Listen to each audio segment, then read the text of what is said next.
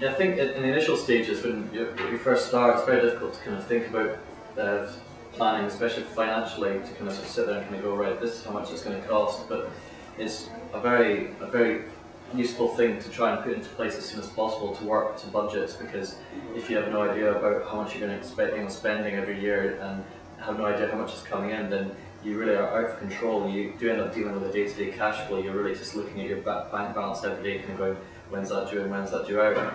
I think you do have frightening experiences when you start off, or we certainly did, where you suddenly this lack of cash suddenly appears from nowhere and you don't understand why, and it's because you haven't thought about, for the last 2-3 months you haven't had any orders and you've been so busy working hard on all the current work, you don't actually look to the future. You don't think, oh, we haven't taken any orders, we haven't done any sales activity this last 2 months because we've been working so hard.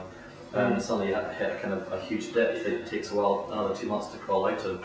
And so those are kind of experiences that, unless you kind of, once you've gone through them, you realise the benefits of kind of working to budgets and really forecasting work ahead.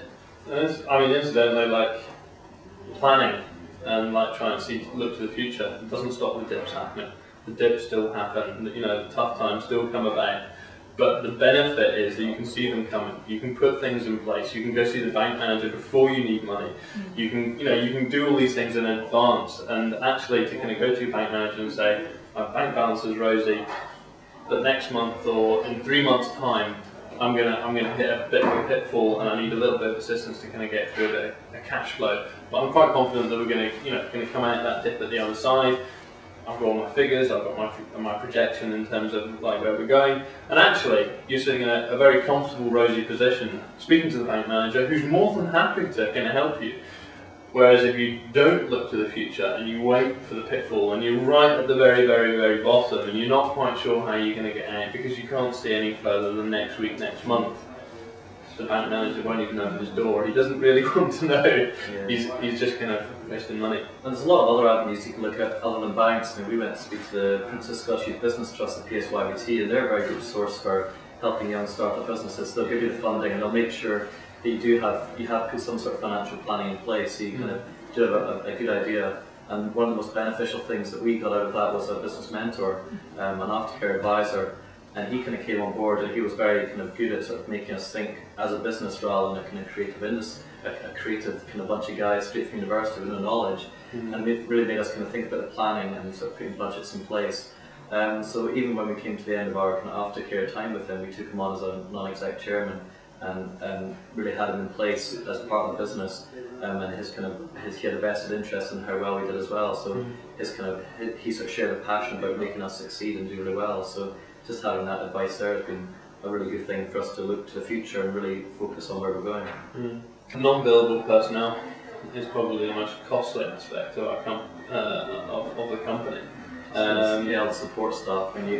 By having myself out as a salesperson all the time and directly proactive sales, and that's an investment in somebody's time that you really have to send out there. If he's not putting hours in, you can't charge the time against anything. Same as any sort of office support, administration that's in the background.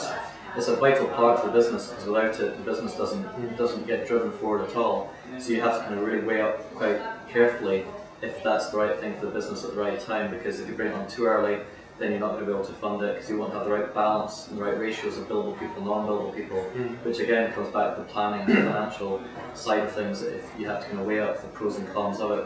So it's I think without it, you really have to, if you don't have any sort of support and you're just thinking about doing design, then your company won't grow and you'll kind of trundle along as a 1, 2, 3 person company. But if you think about it as an investment of a person's time, then that's kind of a very worthwhile thing. And I think that's been one of the major factors of how we've got where we are today, by balancing up and realising the potential and the requirement for these people. Yeah, no, I'd agree with that. If you think you can handle it yourself, ultimately you'll become the bottleneck. You'll become the thing that stops your company growing, because you can't do everything all the time. And you've got to learn to kind of let go of the kind of remedial things that actually it's got nothing to do with who you are as a company or who you are as a designer, or what creative industry you're in. And you've got to be able to kind of either, for this kind of smaller companies or maybe kind of